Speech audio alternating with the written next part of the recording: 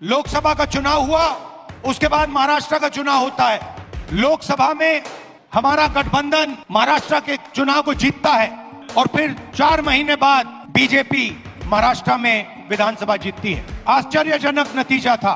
हमने पता लगाया तो पता लगा कि 1 करोड़ नए वोटरों ने वोट किया विधानसभा में, और जहां भी ये नए वोटर आए वहां पर बीजेपी चुनाव जीती। हमारे गठबंधन के वोट कम नहीं हुए, जितने हमें लोकसभा में मिले उतने ही हमें विधानसभा में मिले, और सारे के सारे जो वोटर बढ़ाए गए वो बीजेपी के खाते में गए। उस दिन हमने डिसाइड किया कि कुछ ना कुछ दाल में काला है।